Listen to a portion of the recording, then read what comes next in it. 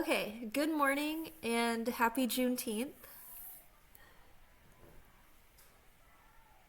I have a very special guest on today, so welcome, Animal on Control. Hello, hello, and good morning. How are you doing today? I'm just living the dream as usual. Yes, aren't we all? Actually, this is the first year I've gotten Juneteenth off as a holiday. I think it's a relatively new one. I don't, I think I might have gotten it off last year. I don't know, but it's pretty new. So, Yeah, so I don't know if you recall this, but I think the very first time I appeared on one of your calls was like the 4th of July. yep. I think, was it a year Do- ago? yeah, it was a year ago. I think it was Dog Bless America. Yes, yeah. So we're almost coming up on the 1 year anniversary of, I guess, me officially joining this space, if you will. Yeah. So, yeah, I thought it would be kind of fun for this episode or this call to be celebrating kind of Juneteenth, which, as you said, is newly recognized federal holiday in the U.S. And I believe it's recognizing that when the slaves were freed. Is that right? I probably should have looked that up I first. believe so. Yeah, that's what we're celebrating. So, um, yeah, and dogs as a tool of oppression is always a good topic. Yes, I thought that So, would be an appropriate topic to cover for today in light of that. So I have pulled up a few articles to go over. Starting here with this one, Dogs by Agnes Lugo Ortiz.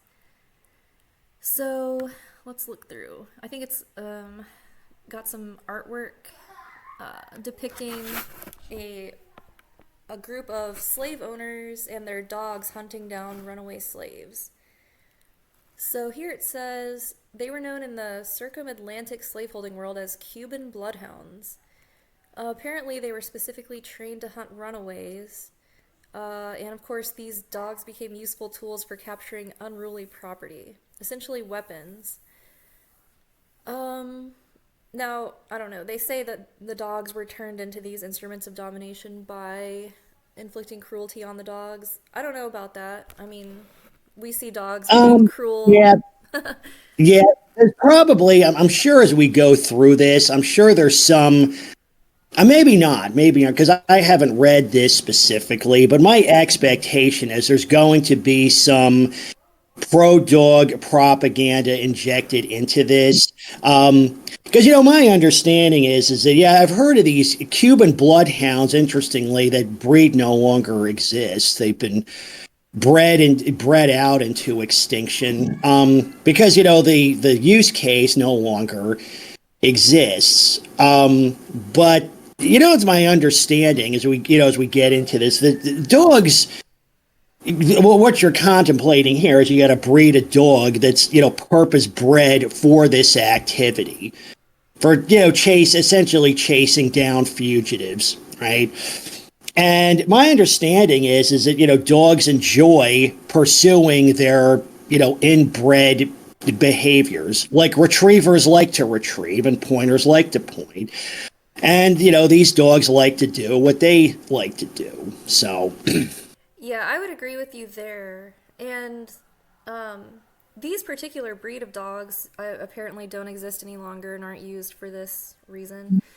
But I do want to get into some of the more modern uses of dogs as essentially a weapon. I mean, still today. So we'll get into that a little bit later. Um, and here's just the rest of this painting. It was painted during the U.S. Civil War. It's called Slave Hunt, Dismal Swamp, Virginia, depicting hounds chasing runaway family through a hostile, spectral landscape in Virginia. Um, Yeah, so I just thought this was interesting. Pictorial renderings of dogs' role in runaway hunts offer some of the most enduring visual idioms of enslavement. And I think I can pull some pictures up later, but even during like the civil rights movement, I think there's some pretty famous, I guess, pictures of dogs being turned on, these sit-ins and things like that. Yep. Oh yeah, against to attack civil rights marchers and the like. Absolutely. Yep. And I'm sure those dogs had a blast doing so also. Right. That's kind of the thing. Dogs aren't moral actors ever. Right? I mean, they can't sense that you're a good person or you're a bad person or that you're a slave owner or you're just an escaping slave trying to run away from the plantation or whatever. Like, they just are, like you said, predatory animals driven by instinct. They probably loved chasing down runaway slaves as much Oh as yeah. they today love chasing down and killing, some farmer's sheep in the UK or a flock of chickens in my neighbor's yard or whatever it is that they are killing at Yep. any given Yeah, and moment. that's the problem. I mean, even though the Cuban bloodhound has been, bred out essentially. I mean, this kind of behavior, these inclinations are bred into lots of dog breeds. And too, so it's like, okay, that if this use case no longer exists, well, they're just going to pursue that because they've got this inbred inclination to do this. They're not natural predators. I mean, they're predatory, but they're not natural predators. They've been more selectively bred over dozens or hundreds of generations to, incline towards this activity.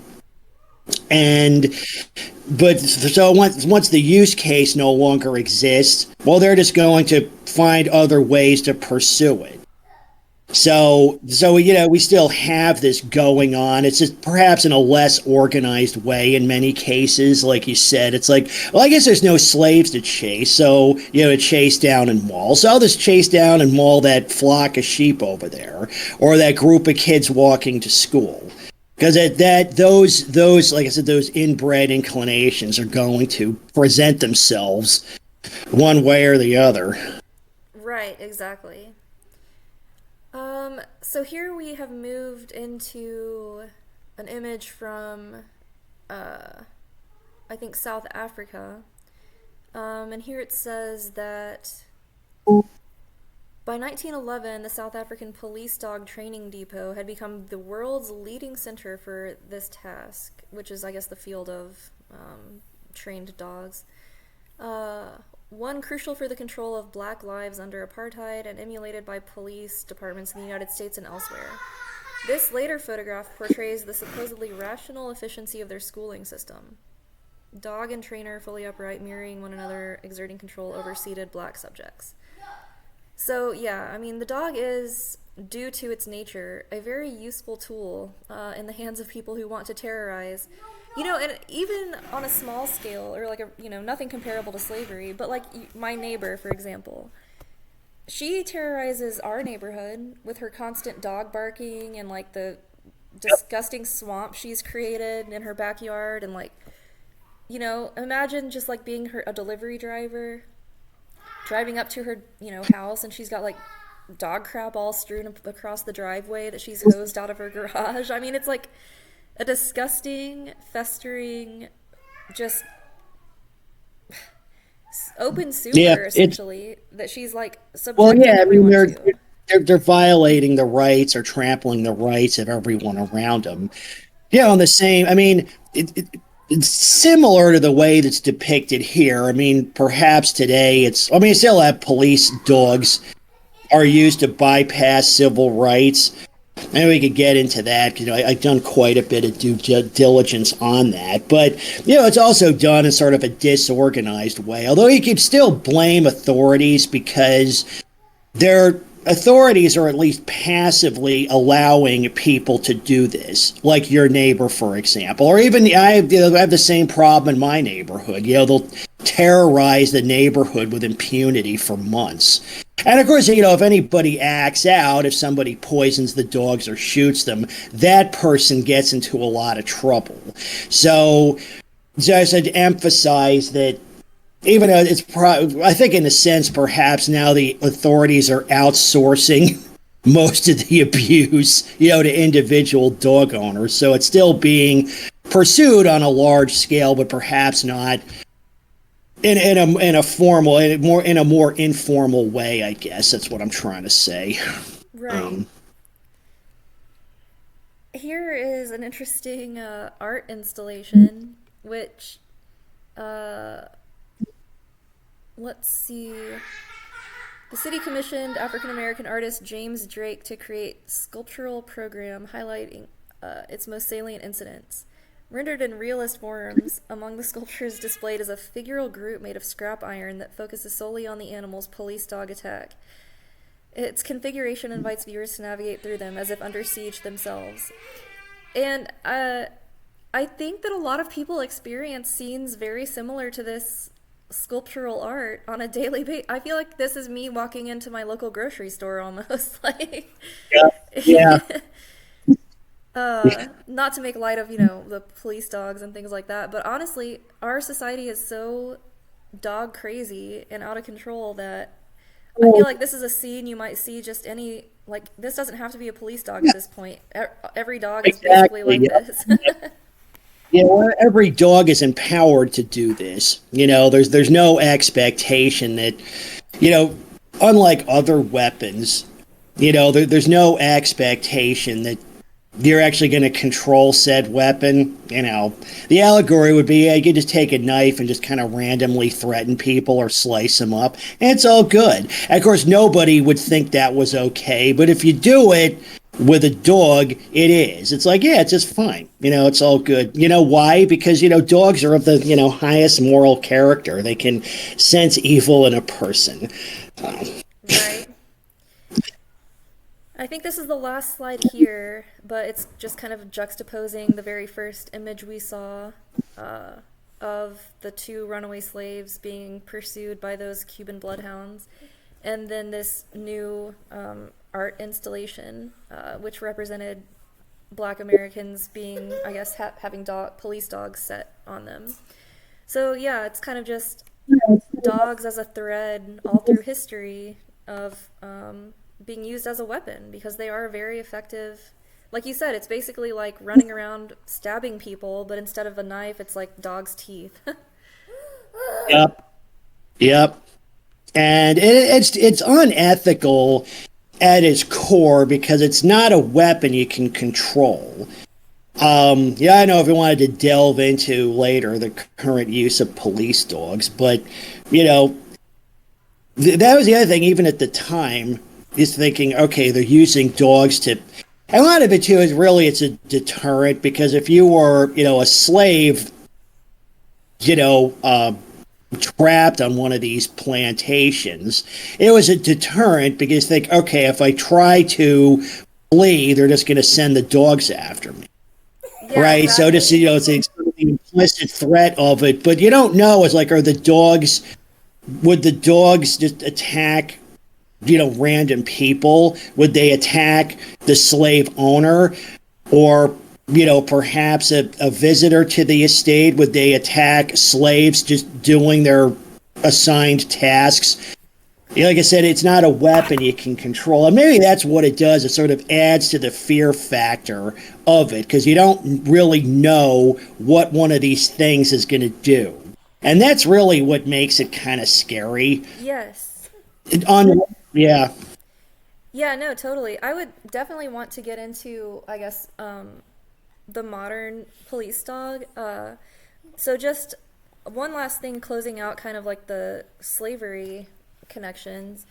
I found this article, which I thought was kind of interesting, and it kind of is in line with what you were just saying about dogs not being able to be controlled, really. So apparently, I did not know this, there were laws about Black people not being able to own dogs. And this says it was similar to how gun ownership was highly restricted for African Americans. The ownership of dogs was also regulated for enslaved people and for free black people. And so I saw here Thomas Jefferson in 1808 was fearful of his sheep being killed by the dogs belonging to enslaved people. And he wrote to the overseer in Monticello that all of the black people's dogs have to be killed. So, were those dogs also just running around killing all his sheep back then? It kind of sounds like it. That's part of it too. It's like they act, like the slaves' dogs didn't say, "Oh, you know what? I'm property of an enslaved person, so I really need to keep my act together." Again, they're just oblivious to the whole paradigm. They're not going to act any better than the owner, the slave owner's dogs. Yeah, they're just dogs being dogs. At the end of the day. Exactly. The only thing with this narrative is that, often you hear, and we've even discussed this amongst ourselves, is that anybody who wants to restrict dogs in society in any way, is often dismissed as being racist. So they would say to you, it's like, okay, your issue with your neighbor, it's really not about the dogs. It's just an expression of your hatred of poor, non-white women, which is stupid, but that's their narrative. So I wonder where it came from. Maybe they picked up on this. They thought, oh, yeah, restricting either, enslaved peoples or even emancipated ex-slaves from owning dogs was an expression of racism. Maybe it was. I mean, just because if that was the thinking at the time, it doesn't mean necessarily that restricting dogs in society is per se racist or a bad idea. The problem is I think some people are going to frame it that way. They're going to be like, aha, see, that's what you people are really up to. Even though we're not, I think that owning a dog is a terrible idea, regardless of what the person's race or gender or ethnic background is. But, yeah, that's one kind of random thought I had on that. So. Yeah, that is a good point. I never even knew about that until I started doing a little bit of research for this call. I never even knew that laws against black people owning dogs were a thing. And I would be a little bit surprised if your average dog nutter has put that much thought into formulating their arguments. Yeah, probably. But Right. but maybe. I mean, that could be something that floats around dog nut circles that they think is good ammunition. I think it just Yeah. demonstrates that dogs were recognized as basically tools that could be used as weapons or just like a general threat to things like livestock. Because, Thomas Jefferson really loved sheep. Like, he raised a lot of sheep. I think he raised sheep at the White House, like on the White House lawn, if I'm not mistaken. Don't quote me on that. I'll have to check again. But anyways, I wouldn't be surprised to find out that, he had dogs killing his sheep back then and just got sick of it and said, kill every Yeah. dog you see at Monticello or whatever. So, and I'm Yeah. sure at that time, yes, racism was a factor, but I think also, recognizing that a dog is capable of like great levels of violence is just kind of the notable thing to me here with that. But Yeah. anyways, yes, so let's move on to modern police dogs and discuss that. Sounds like a plan. The best example or the biggest example on my mind is all of the stories that have come out of, I mean, I guess this could be more of like a military dog than police dog, but so many stories that came out about dogs being used to torture prisoners in Abu Ghraib, and Yep. Israel makes a lot of use of dogs to torture Palestinians in prisons there, as well as just, I guess as forms of what you might call like crowd control at sometimes. So there's Yep. images and video and articles dating back, I mean, from, today, essentially, all the way through, I mean, almost, I guess, the Nakba, or like 1948, of dogs being used to harass and torture Palestinians. And you know that not all, but most Palestinians are Muslim. And so there's kind of an added level of, I guess, religious or cultural disrespect in some of these articles you can Sure. find. Like, I've read stories from released prisoners that were, uh, you know, urinated on by the dogs, and just really, like, not even, there's no legitimate use at all for this dog. It was literally just used to, like, humiliate and torture them. Yep. Even I think even the barking, because you can have you subject to, barking is probably the worst kind of noise pollution there is, and I'm sure they're using the dogs to, sort of sound torment the people. Also, I expect, you just keep them awake, barking all the time until they, go insane or die from sleep deprivation. But they say, well, it's just dogs bark is what they do, right? Right. It's funny. I've never actually read that, but I'm sure that there's a factor of that in here because I'm sure because yeah, you know what the sound tormenting I think is prohibited by various Geneva conventions, but dogs always get a pass. So if you wanted to use like say jackhammer noises or chainsaw noises or really annoying heavy metal music to sleep deprived people, that would be a war crime. But if you use a dog to do it, it's okay. Because Yeah. everything dogs do is okay. So including, these other things, like, well, a dog, they're using dogs to, pee on prisoners or whatever. And that's, yeah, there is no place for something like that. And I don't even care about it. I don't want to go down the rabbit hole of these war politics, but that's just totally unacceptable, period. I don't care what your enemy did or might have done. That is totally I mean, really, all of this is totally unacceptable. But the thing is, I believe, they get away with it because anything that involves a dog is somehow just and good. Right. And I mean, Because dogs are all they're fur angels sent from heaven, right? exactly. And, again, to a much lesser extent, how many just average citizens in our country are subjected to almost the equivalent of like a noise torture because they have to Oh live yeah, in an apartment and the next injury. to a dog that barks 24/7. Yep, yep, and all the other ad. Because if you look at this photo, put the photo back on the one he just had with the dog. Yeah, you know what? We encounter this stuff all the time.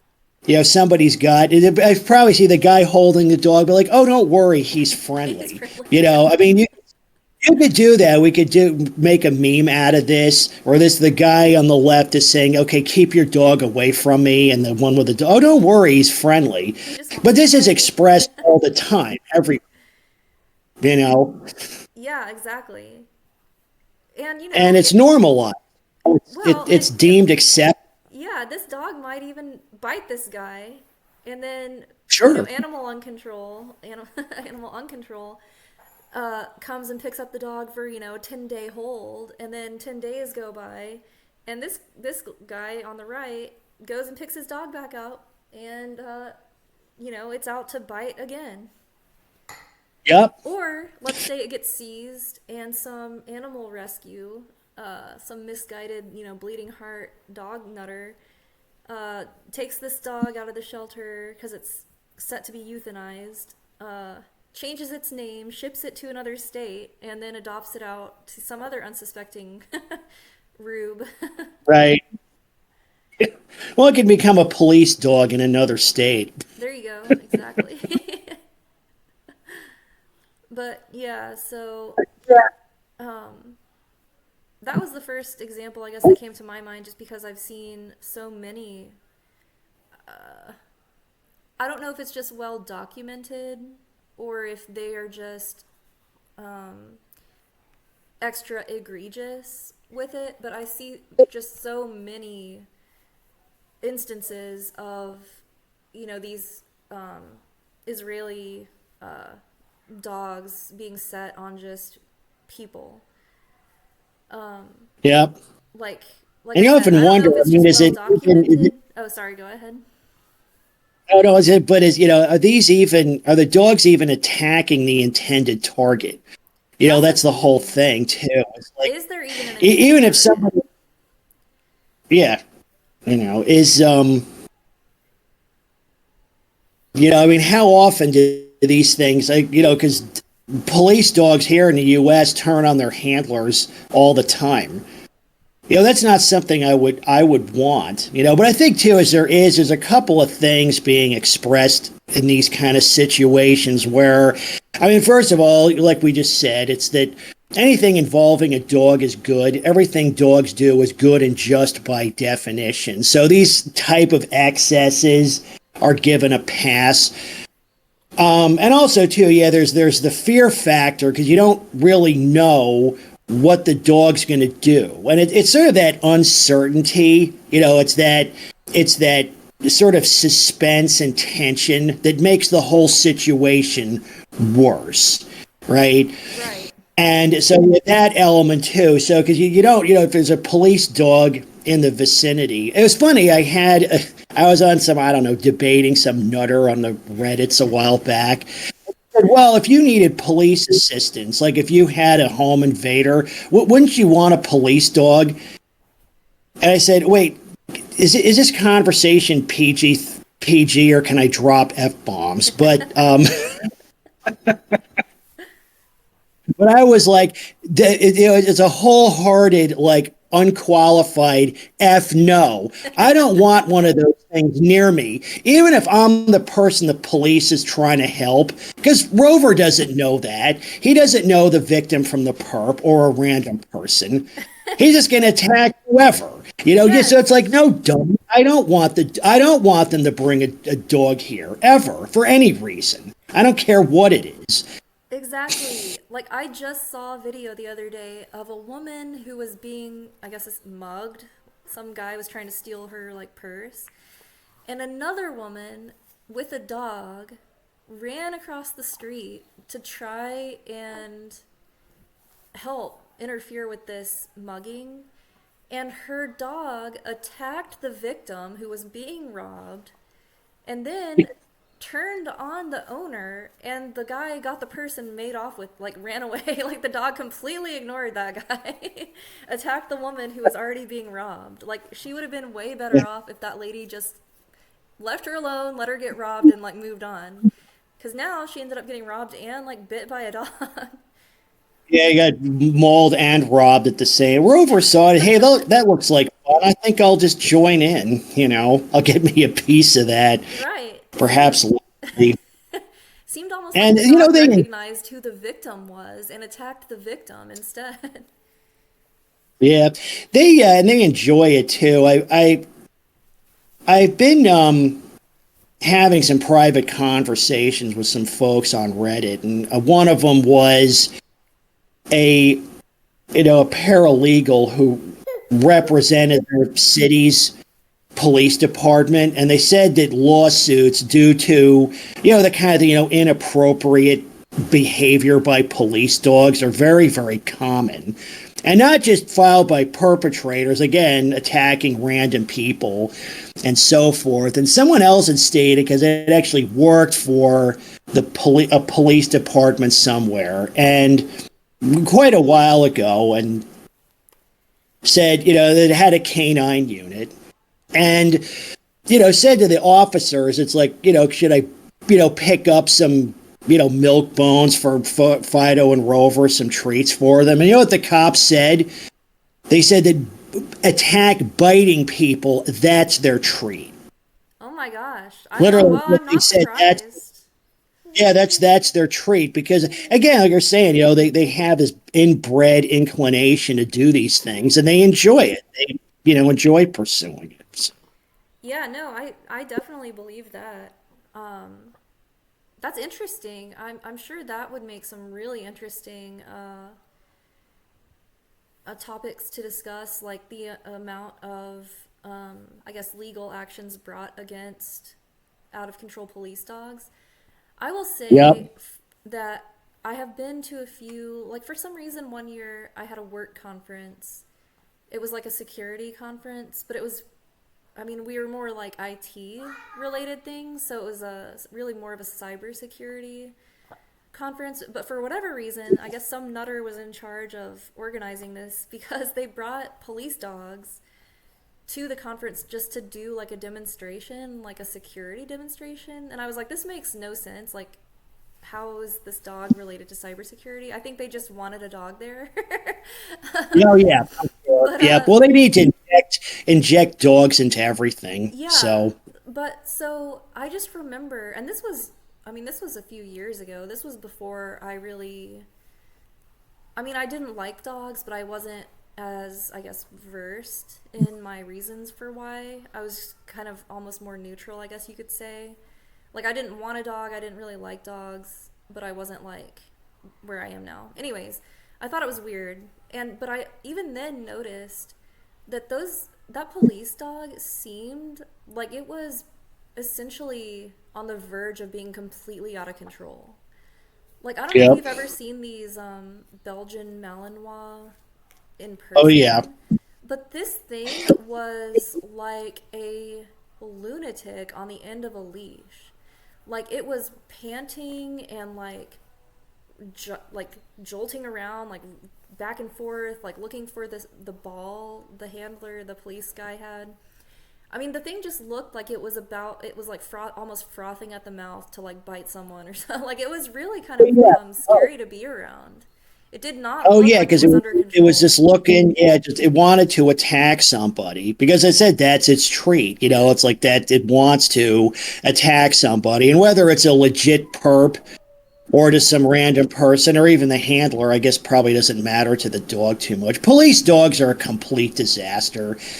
They need to be just completely phased out for a whole slew of reasons.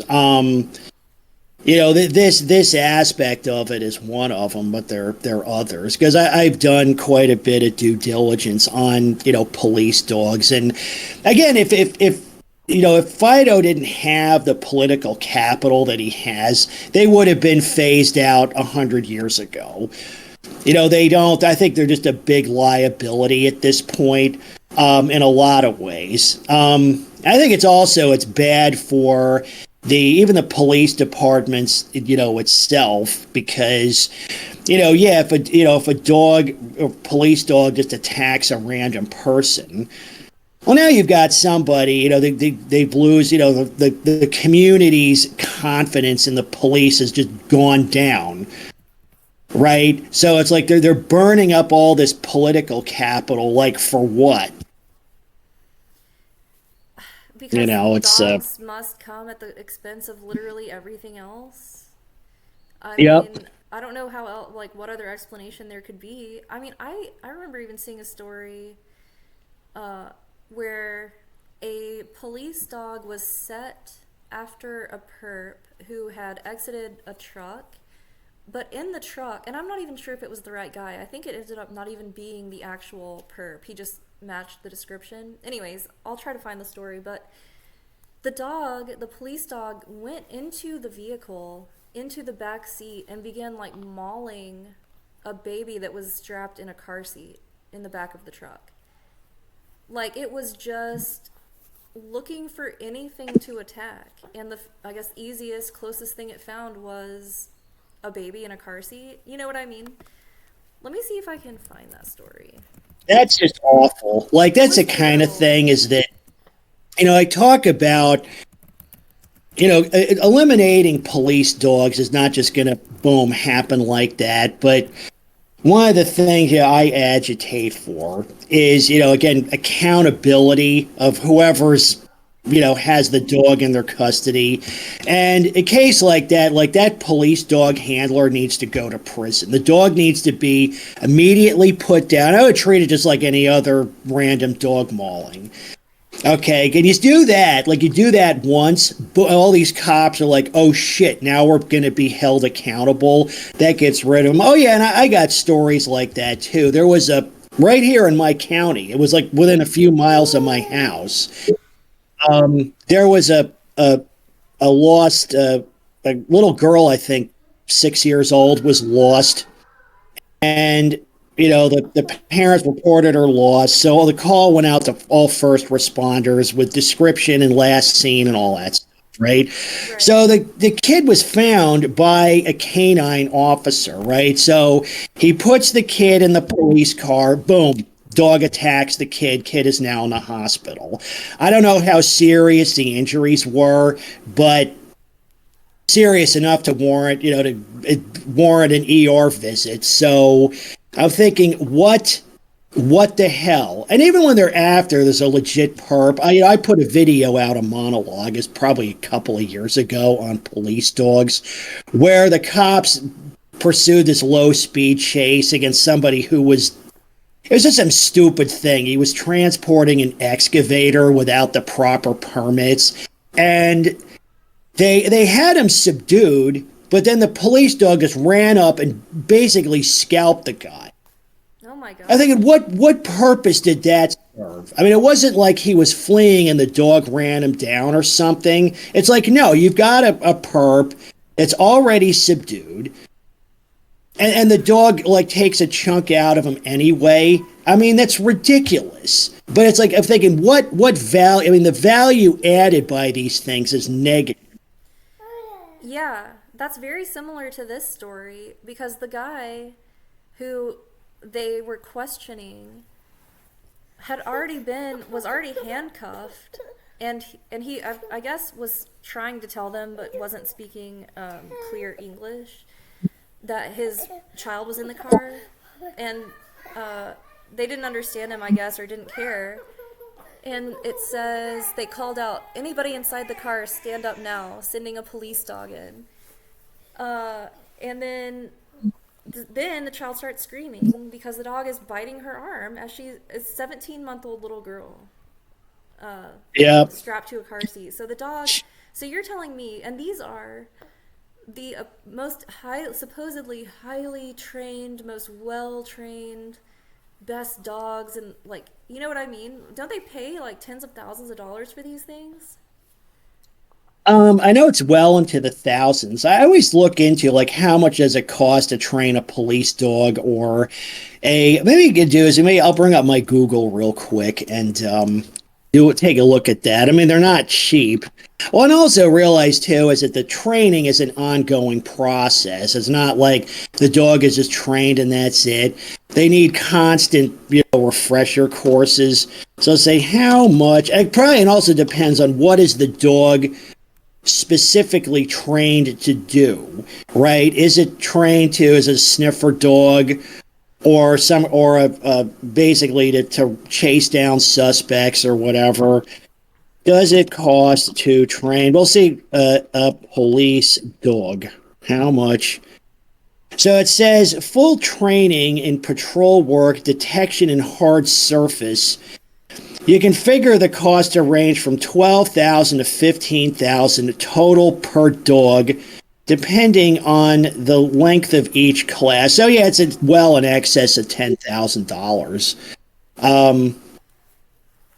And I'm sure it's worth every penny. Hardy har har.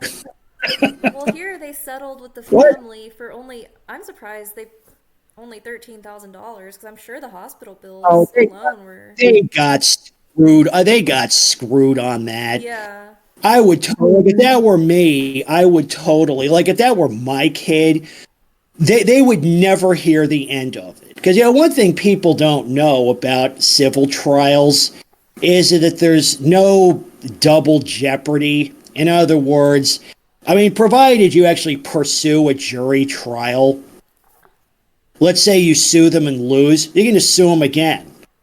Right now, in settlements, usually there's an agreement to not pursue anything further. That's why they always look for settle. I don't know. Their lawyer must have been just some simp or something.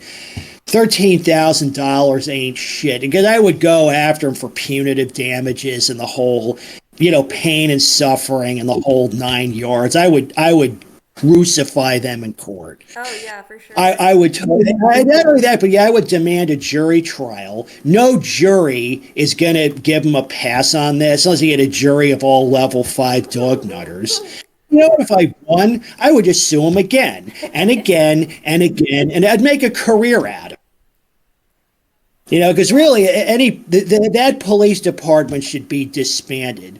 Honestly, Because that's just it's because the whole thing served no purpose. well, and they said they did, like, the dog was just given to another officer. Like, that was their internal review. And it said that Oh, great. the officer acted too soon with the police dog. And it's like, wait, at what point was the police dog ever even necessary in this entire situation? Like, at no point. Like, what do you mean he acted too Yeah. soon? Like, Well, the yeah. guy was in handcuffs and a 17-month-old was strapped into a car seat. Like, why was the dog even there? You know what I mean? Like, I don't know. Yeah. Well, what value did it add to the situation? Like, how did it make that better? Clearly, it didn't. It made the situation worse. Way worse. Yeah. Here's another story. Yep. In what was supposed to be a fun night, a block party where police and the public could come together, an 8-year-old dog. Sorry, sometimes they use the dogs' names and it's like their ages and it's confusing. It's like, almost like they're talking about a person, but they're talking about a dog. Yeah. Okay, so a 5-year-old boy was attacked by an 8-year-old dog at this block party. And basically, nothing happened again. He received 6 stitches to his face. And the police department just said, this was an unfortunate incident. Like any dog, it's a dog, and he makes mistakes. Well, wait a minute. Like, I thought these police dogs weren't just dogs. Like, I thought they were police Yeah, well, officers. that's another. See, that's one of their favorite bait and switch routines, because too, is that if you kill a police dog, that's the same as killing an actual human police officer in many Exactly. jurisdictions, which is ridiculous. But they say, okay, because really what they're saying is like, yeah, these are highly trained persons, really. There's an animal rights claim being made here. They're highly trained police officers. They're not just tools used to do a job. They're full-fledged cops. But then when something happens, it's like, well, it's just a dumb dog. What do you expect, right? Yeah, But exactly. but what is it can't, again, it's another one of their bait and switch routines. It's like identifying a pit bull. It's like, well, if it's behaving, it's a pit bull, but if it's not, it isn't. But that's the kind of thing. Yeah, these dogs are these highly trained, professional experts. They're well versed in all applicable laws, police procedure, law enforcement ethics and all that. But yeah, if it just, attacks a baby in a stroller, you know what? It's just a dumb dog. It didn't know what it was doing. It's like, well, what is it, dummies? What is it?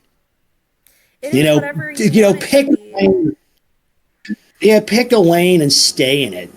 No, it's way easier. It's way more convenient if you can just always, like, if a dog can just always be this phantasm or whatever that can be anything you want it to be at any time that's convenient for you. That's definitely, if I could win every argument, no, I'm just kidding.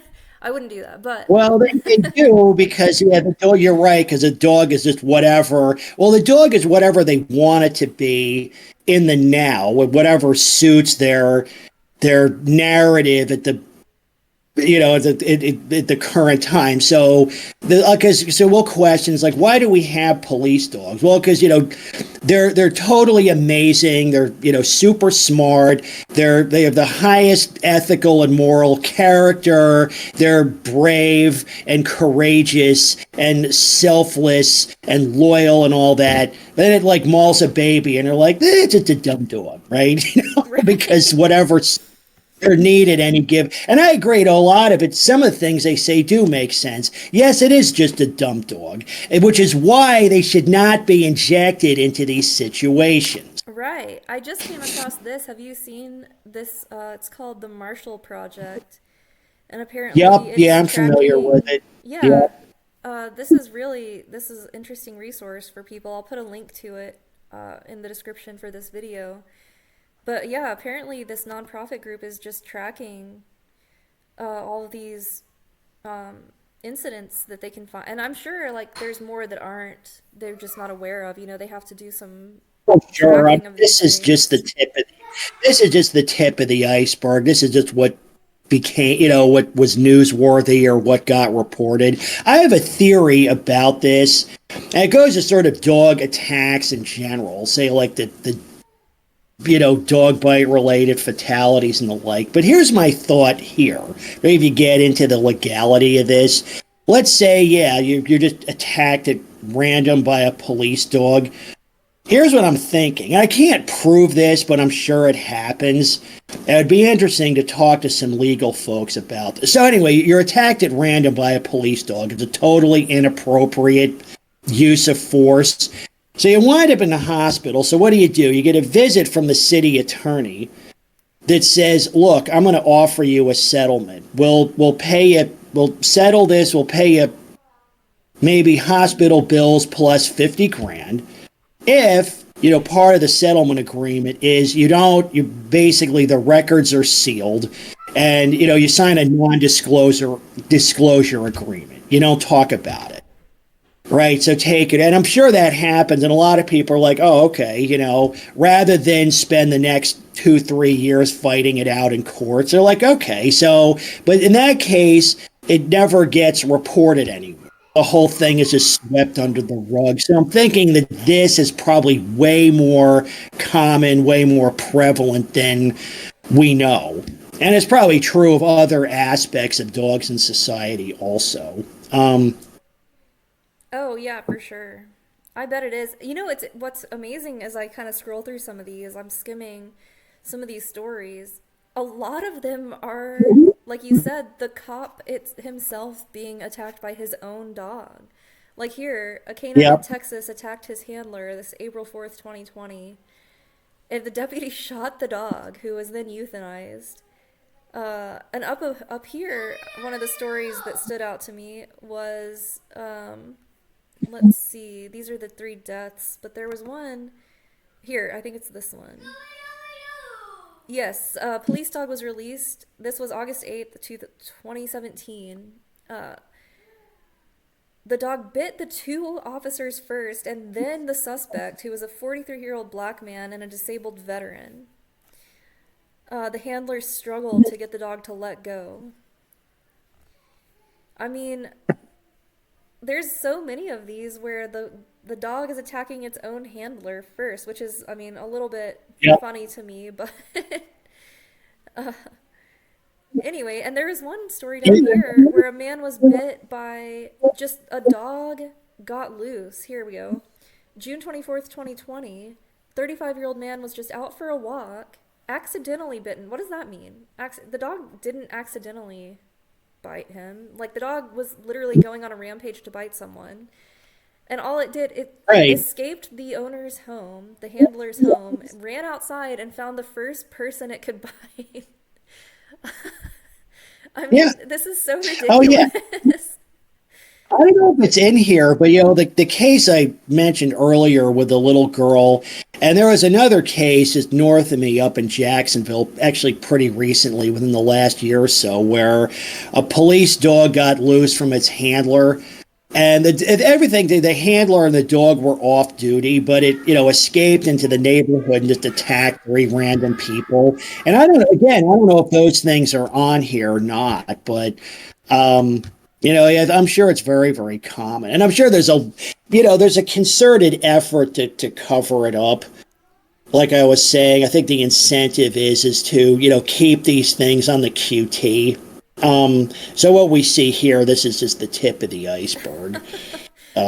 Yeah, some of these, I'm sorry, some of these are actually a little bit funny to me. So here again, you have a canine mistakenly biting a deputy instead of a suspect. Yep. Here you have an innocent bystander being bitten by a police dog that escaped the handler. So these dogs are escaping just to go on a mission to like bite whoever they can find. Yeah, well, that's the thing is, yeah, biting is their treat. That's Yes, what they no, wanted. totally. That's what they're loving. They love doing it. Here we go. A detective shot a canine after the dog confused the undercover deputy for a suspect. Oh man.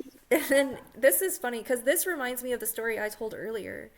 So this says an Ohio mayor, 66, suffered several broken ribs, which I don't know if people know how painful having a broken rib is. It's like every breath you take just is excruciating. But anyways, during a canine demonstration after the dog dragged him to the ground. After the incident, the mayor voiced strong support for the city's canine program. Yeah. Well, I guess he had to. Yeah. It's probably a level 5 nutter, so I must have done something. I just can't like imagine from a hospital bed. Like just imagine like the footage. The mayor's in the hospital with his like ribs all wrapped up and it hurts to talk or laugh, but he's trying his best. And he's just like, I support the canine program. Like, oh. It's such a like dog culture really is just such like a joke. I can't even believe it's like gotten to this level. Yeah, it's really toxic, and it's interesting because the rhetoric, the narratives they use are very circular. There's a lot of circular reasoning in play here because they say, okay, why? Well, because they'll assert, and this, because we encounter this all the time. Well, they'll assert that dogs are the greatest thing in creation, and you say, okay, how so? And they're like, well, dogs are used as police dogs, or as in police work. But it's like, okay, why are they used in police work? It's like, well, because they're just so totally awesome. They just keep everything circles back to that. They don't say, well, dogs are good, or useful in police work for these reasons, or it's even they'll make stuff up. Like one thing, I looked into a while back was the use of sniffer dogs. And sniffer dogs are a complete disaster. There was a Supreme Court case in 2013. It was Florida v. Harris.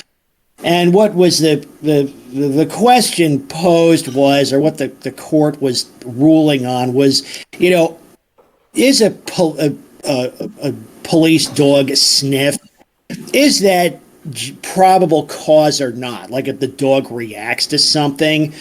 And evidence was submitted to the court that 80%, that's 80% of police sniffs were wrong. They're either false positives or false negatives. And you're thinking, what a complete, that's like even, for that to be a disaster would be an improvement. What's interesting was the court ruled that, and really they should have just thrown out, they said, okay, from now on, all police dog sniffs are just vacated, they're void. You can't use a dog for this anymore because it's being used to bypass people's civil rights. But what the court ruled was that the sniff could be used as sort of a larger case for probable cause. Like in other words, if the dog reacts, that by itself doesn't say justify a search, but if they have cocaine all over them, then they can search them then, right? but really it should have been thrown out, in entirety. And there was another story on one of the Reddits where somebody got, searched by police because the dog, sniffed and reacted. You know what it reacted to? A bag of beef jerky. Yeah. I don't know if it's like, oh yeah, there's some serious contraband right there.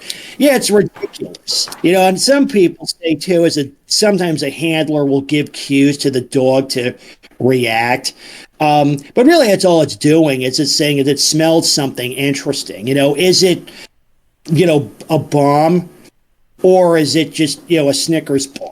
Like, who knows? Because the thing is the dog can't articulate that. So it's all it's showing is it smells something interesting, basically. But yeah, those are a complete disaster. This whole thing is a complete disaster.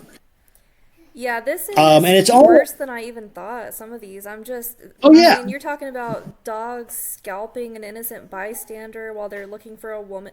Like, some dog, here it is. A homeless man in Minnesota was attacked by a canine while he slept under a tree. The dog ripped off part of the man's scalp. They had been searching for a woman for a nonviolent drug charge when the dog just went off and bit the first man it could find. I mean, a lot of these stories literally are just the dog is looking for the closest thing it can bite, and the handlers Yeah. have no control. Multiple of these stories are the dog escaped the handler and bit the first person it came across, man, woman, or child. Like, these things are not, like you said, I mean, what word is better to use than disaster? This is a total disaster. Yeah. Yeah, I mean, these things here are anecdotes, but enough anecdotes add up to, there's a pattern of abuse here. And a lot of it, too, all this is sort of propped up by, Fido's reputation. Because, most dog nuts would argue that either these things didn't happen or, still it's somehow justified. They're going to say, look, dog works in mysterious ways, right? That's why it happened. Yeah, it's very mysterious why a dog would sniff, beef jerky and bite people. That's quite a mystery. Yeah. Yeah. Yeah, dogs never did that before. Why would it happen now? Um, yep. All right. Well, I promised the kids that we would go do something fun for Juneteenth since we're all out of school and off work today. So I think we might wrap up here. And so, Okay. any closing thoughts? I mean, on the whole police dog and, you know, the slave dog issue. Not really. I mean, this is one aspect of this that I think we could get a lot of traction on because it's kind of similar to the service dog issue is that this police dogs are part of the whole sort of mutt cult propaganda stack because they'll come out because if you say, look, if you're critical of dogs in society or if you don't like dogs, you'll be like, oh, more police dog hater, more police dog. But here's the thing that the TLDR is police dogs are a disaster. They're just a fail at everything they're expected to do. And similar to service dogs, it's just not an effective way to address the problem. They're a liability. You know, there's much better ways to do this, like in terms of sniffing. I think it was Dog Culture Review brought up, is they actually have devices that can, you know, that's when you smell something, it's just, you know, it's molecules in the air, right? But, you know, there's much more sophisticated technology that can do that kind of sniffing, right? So you could say, oh, okay, it's fentanyl or, you know, nitroglycerin or whatever. You know, it's much more precise, much more accurate. You know, it's cheaper. But that's the thing is that one thing that's being expressed here is that dogs are holding us back. There's much better ways to, you know, address these problems. Like, say, whether it's, you know, enforcing the law or helping disabled people than this. This is just a complete disaster. Yeah. It's archaic. It's inefficient. It's inaccurate. It brings a great deal of harm to people, including many innocent people. It's a total disaster in Absolutely. every way. So I think that's important to emphasize as a closing thought. And a lot of it too is, yeah, if we discredit these things, if you think of the mud cult propaganda stack, it's like a Jenga tower, right? So, you have the pot, you stack up the blocks and you pull the blocks out. But that's what we're doing is, we're pulling a block out. This is a key block in that sort of mud cult propaganda stack, so we can discredit police dogs. That goes a long way towards advancing our interests generally, because they won't be able to say, "Oh, I'm a police dog hater, I'm a police dog." So, Yes, that is a anyway, common. I often hear this from people who are maybe like not 1000% pro dog, they're not the level 10 nutters, but they still really strongly believe that dogs serve a purpose and a role in society.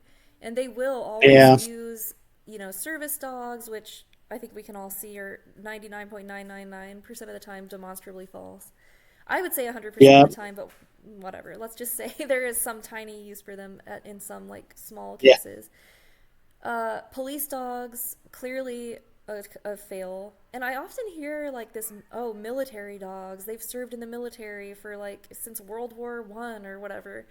And I'm just like, weren't the dogs like getting blown up constantly or like going under the wrong tanks? And like, I don't know. I just think, yeah, if we Oh can yeah, well that was dismantle. something. Yeah, it was back. I guess it was last summer because I think because you were on the call. I guess Yes. we had about half a dozen people, and I went over.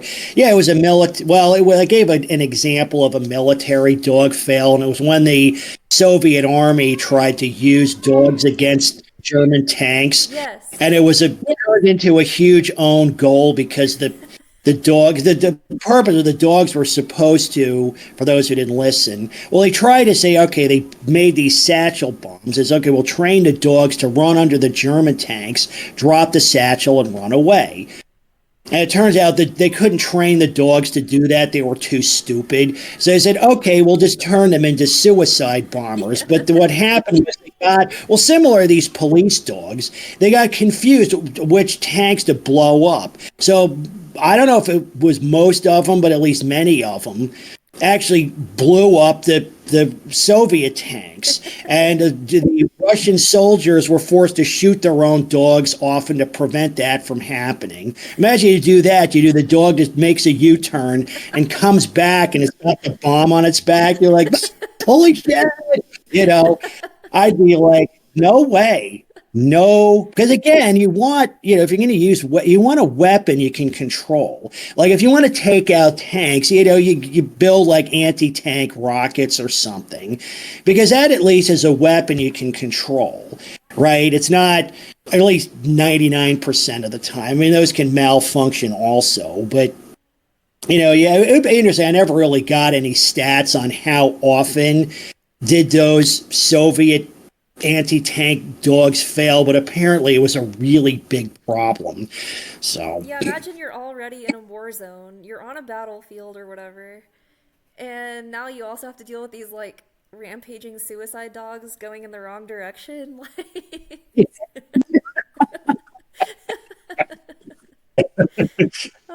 It's almost too ridiculous to believe, but with dog culture, I would believe anything.